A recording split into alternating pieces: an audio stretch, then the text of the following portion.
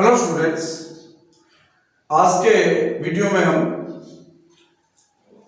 Change of voice में interrogative sentences लेते हैं कि जब सेंटेंस क्वेश्चन वर्ड से इंट्रोगेटिव होंगे तो उनका हम पर्सुएस कैसे बनाएंगे। देखिए, सबसे पहले हम ये देखते हैं कि जो क्वेश्चन वर्ड्स आते हैं वो कितने प्लेसेस के लिए आते हैं। क्वेश्चन वर्ड सब्जेक्ट के लिए क्वेश्चन वर्ड आएगा हु, ये लिविंग सब्जेक्ट होगा, और व्हाट नॉन लिविंग सब्जेक्ट,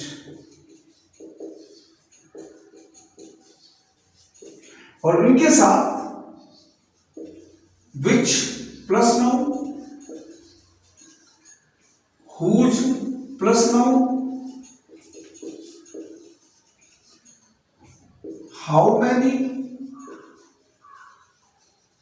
या हाउ मच प्लस नाउन।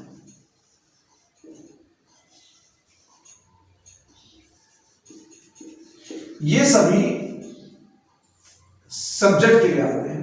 ये तो पर्टिकुलर सब्जेक्ट के लिए हो गया। ये व्हाट डायरेक्ट ऑब्जेक्ट के लिए भी आता है और नॉन लिविंग सब्जेक्ट के लिए भी आता है। विच के बाद नाउन आएगा तो ये सब्जेक्ट के लिए भी आ सकता है, ऑब्जेक्ट के लिए भी आ सकता है। इसी तरह से whose plus noun, how many या हाउ मच प्लस नाउन, ये सब्जेक्ट के लिए भी आ सकते हैं और ऑब्जेक्ट के लिए भी आ सकते हैं। हमें सेंटेंस की कंस्ट्रक्शन देखनी पड़ेगी। अभी हम आपको सेंटेंस के कंस्ट्रक्शन के बारे में बताएंगे कि क्वेश्चन वर्ड कहां पर सब्जेक्ट के लिए होगा और कहां पर ऑब्जेक्ट के लिए होगा और कहां कॉम्प्लीमेंट के लिए होगा। इसी तरह से ऑब्जेक्ट के लिए जब आएगा तो ऑब्जेक्ट के लिए whom, ये हो गया living object. Living means indirect object. What, ये हो गया नॉन लिविंग, यानी non living means direct object. What direct object के लिए, और यही which plus noun, which plus noun, whose plus noun, how many या how much plus noun.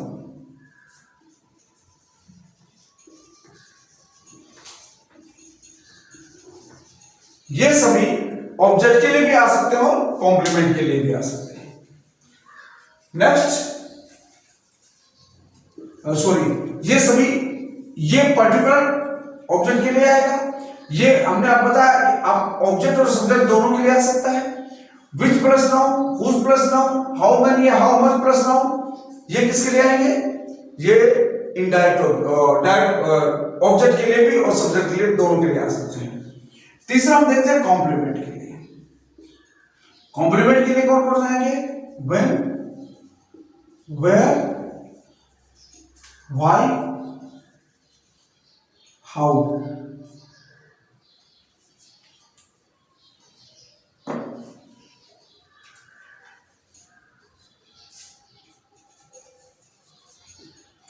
Preposition plus question word,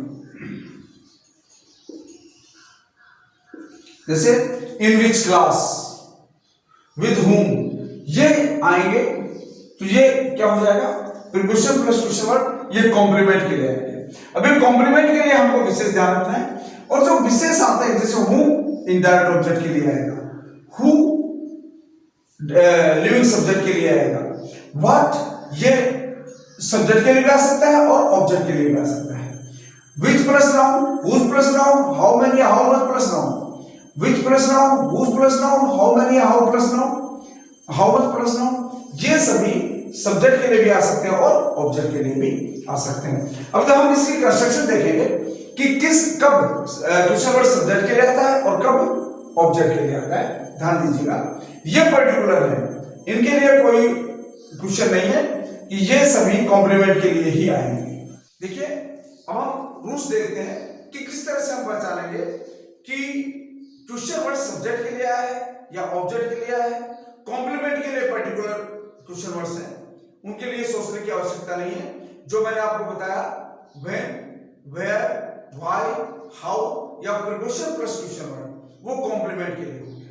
हमें देखना सब्जेक्ट के लिए। देखिए हमने आपको बताया कि जो हुस है ये पर्टिकुलर सब्जेक्ट के लिए ही आएगा, हुम ऑब्जेक्ट के लिए आएगा।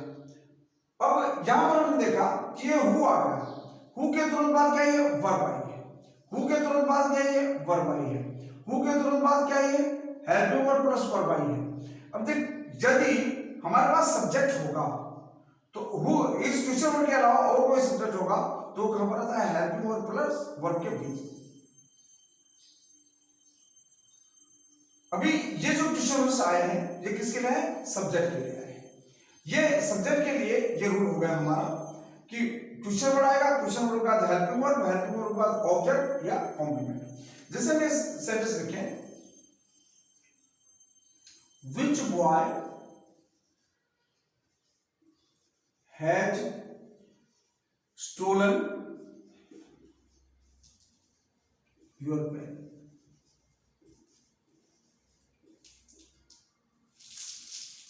और एक सेंटेंस हम लिखे, which boy has the teacher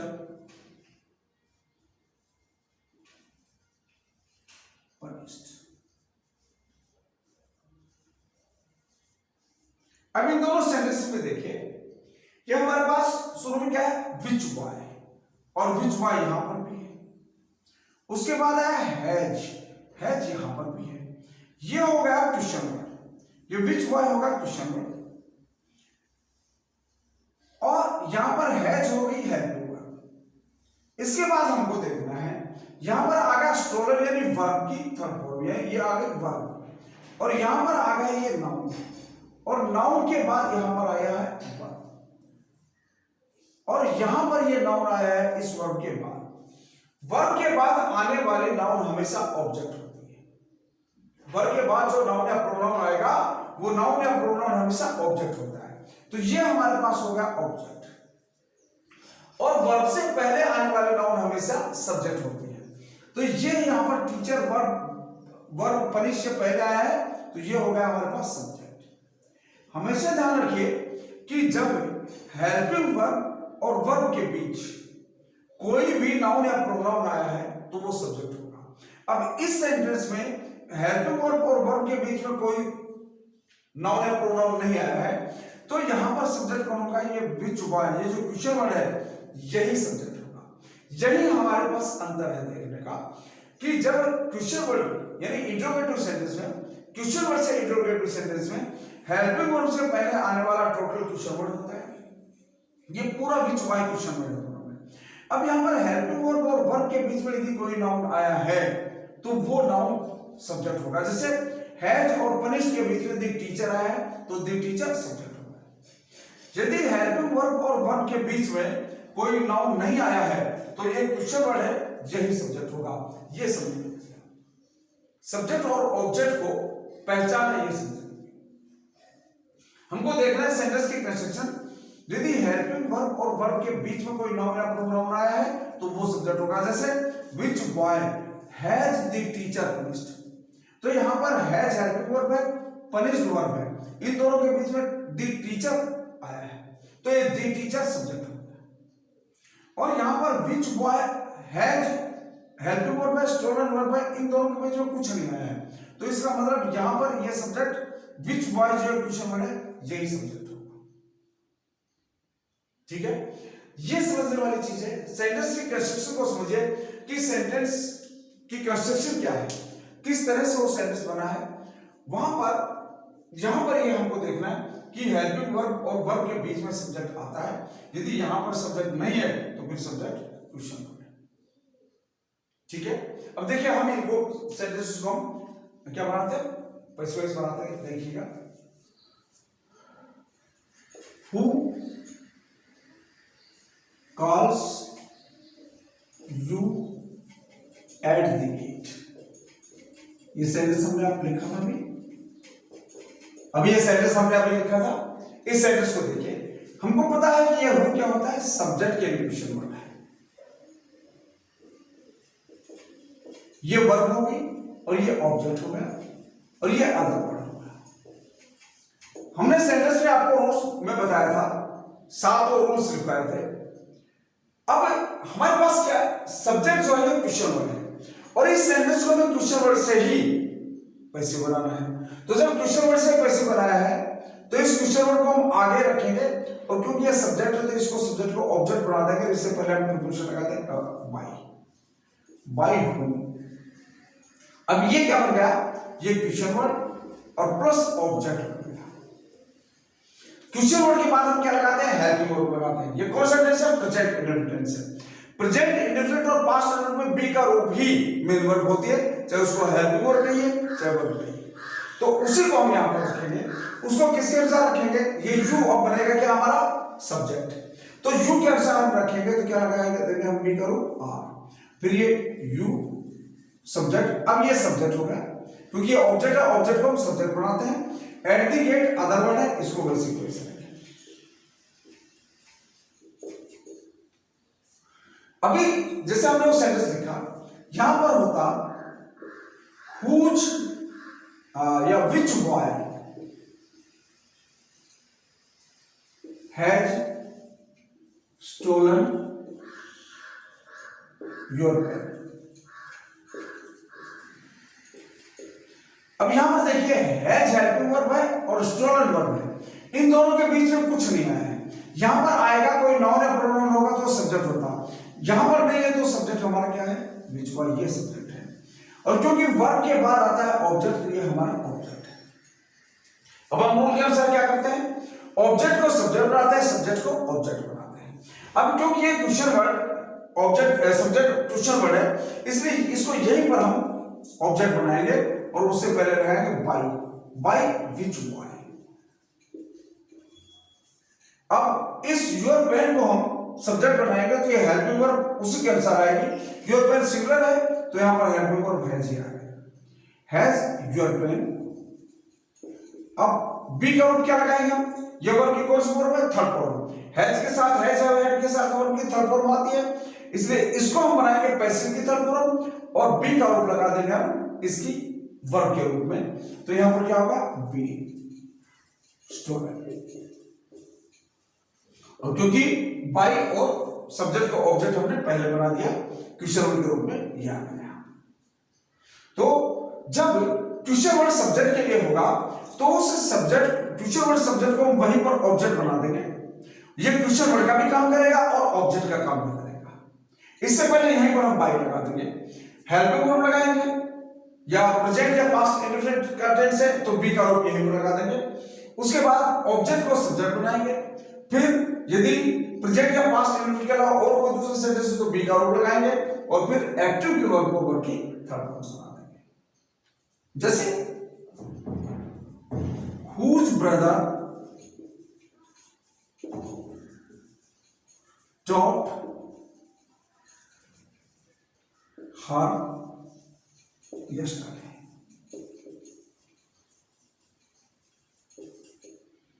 यहां पर whose brother taught, ये वर्ब है, वर्ब से पहले क्या आता है, सब्जेक्ट आता है, वर्ब के बाद क्या आता है, ऑब्जेक्ट आता है। ये हर ऑब्जेक्ट पर सब्जेक्ट हमारे पास क्या है, क्वेश्चन वर्ड है। तो इस क्वेश्चन वर्ड को यहीं पर हम ऑब्जेक्ट बना देंगे बाय हुज ब्रदर।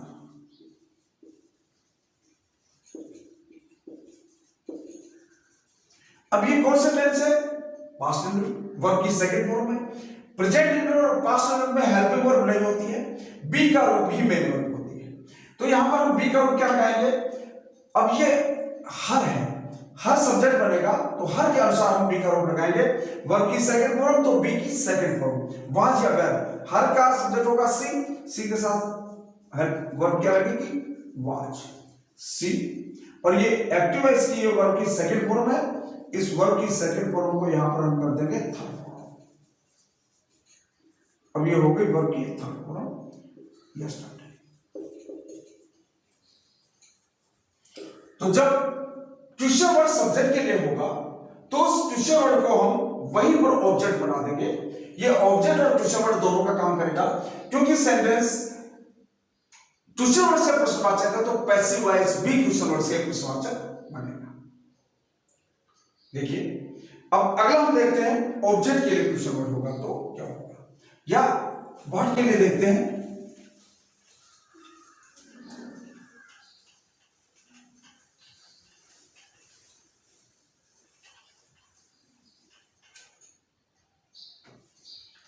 जैसे what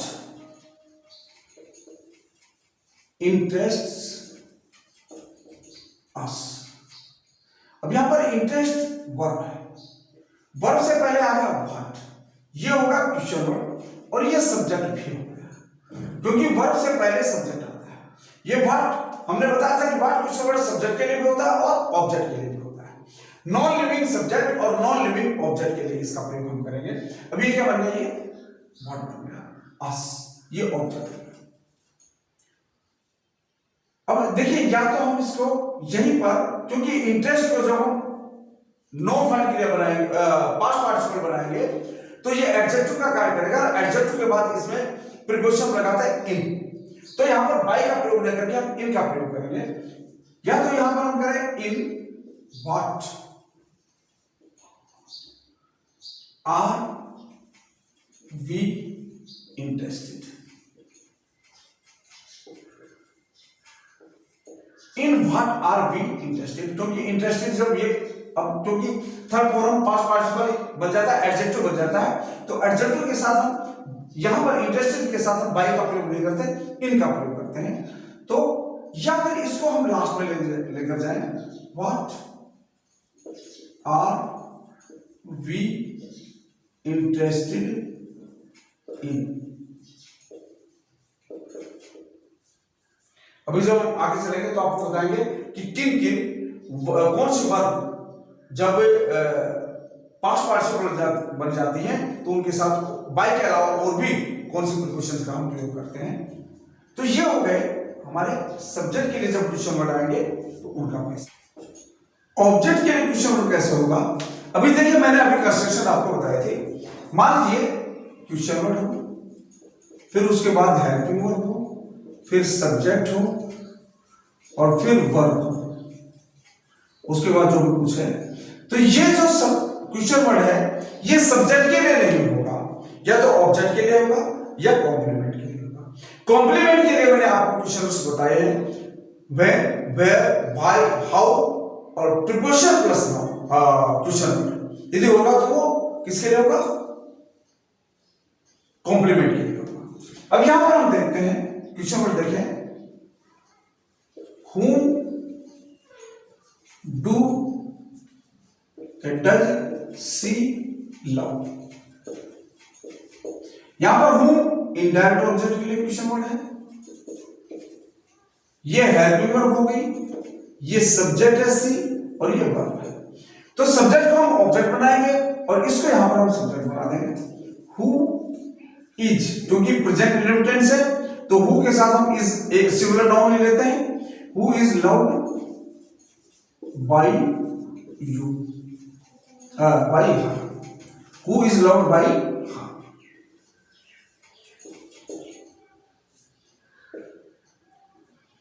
what did you buy yesterday. What did you buy yesterday. अब देखिए व्हाट क्वेश्चन वर्ड है, ये किसके लिए होगा, डायरेक्ट ऑब्जेक्ट के लिए। क्यों, क्योंकि देख ये हेल्पिंग वर्ब है और ये बाय वर्ब है, इन दोनों के बीच में क्या है, यू, तो यू क्या होगा, सब्जेक्ट होगा। देखिए मैंने कंस्ट्रक्शन दी है, क्वेश्चन वर्ड के बाद हेल्पिंग वर्ब, हेल्पिंग वर्ब और वर्ब के बीच में आने वाला सब्जेक्ट होता है, हेल्पिंग वर्ब और वर्ब के बीच में यू आए, यू सब्जेक्ट होगा। अब जब हम इसको बनाएंगे तो व्हाट वाज, डिड है, बॉट यस्टरडे बाय यू। अब यदि है how much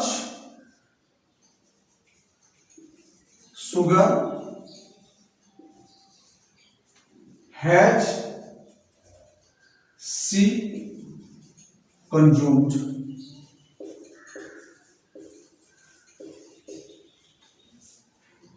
how much sugar, ये देखिए हैज है, हेल्पिंग वर्ब है।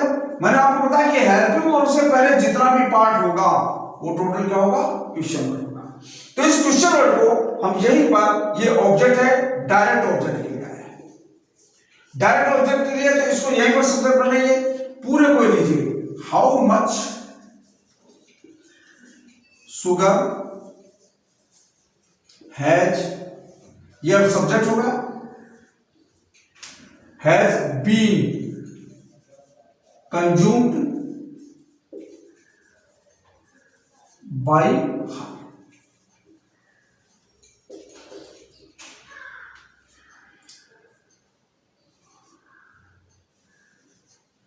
Which book is the boy reading?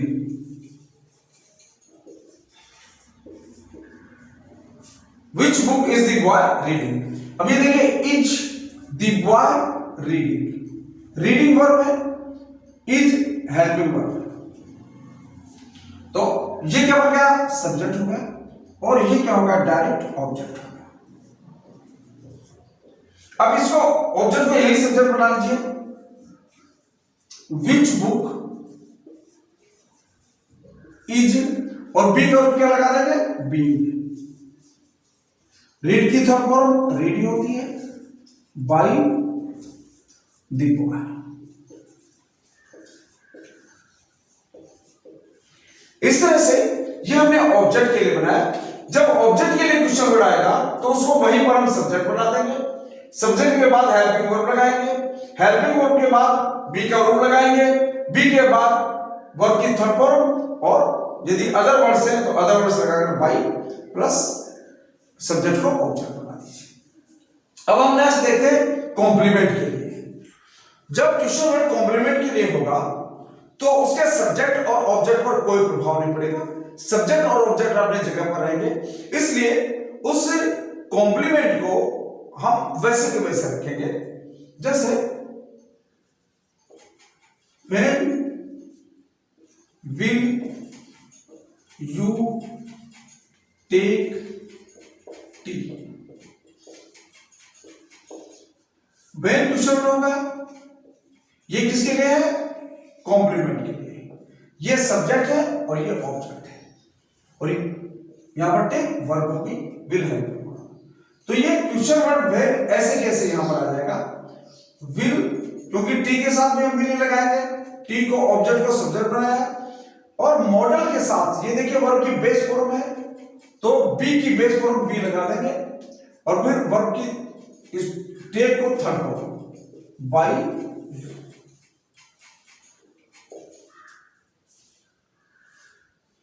जैसे where have you put my book? अब यहां पर वेयर क्वेश्चन वर्ड के किसके लिए है, ये भी कॉम्प्लीमेंट के लिए है, तो कॉम्प्लीमेंट के लिए तो कोई दिक्कत नहीं हमको, वेयर। अब यहां पर माय बुक, यहां पर ये है सब्जेक्ट है यू के लिए, पर अब सब्जेक्ट हमारे पास क्या होगा, माय बुक, तो माय बुक के लिए हम लगाएंगे तो क्या होगा, हैज, माय बुक, बी का रूप बी, पुट बाय, ठीक। Why did the teacher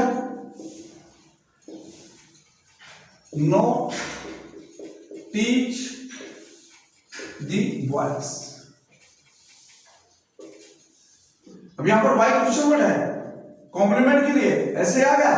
अब यहां पर did है तो वाच अगर लगाएंगे, the boys ऑब्जेक्ट है, इसको सब्जेक्ट बनाएंगे तो क्या हो जाएगा, वाच।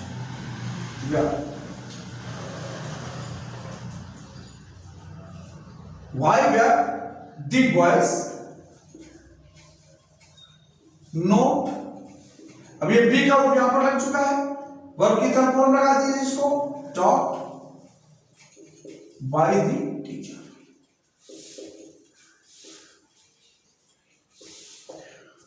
इस तरह से हम क्वेश्चन वर्ड वाले सेंटेंसेस का हम पर्सपेक्स बनाएंगे। और इसी के साथ मैं आपको एक एक्सरसाइज दूंगा, वो एक्सरसाइज कीजिए और ये सेंटेंस कंप्लीट कीजिए।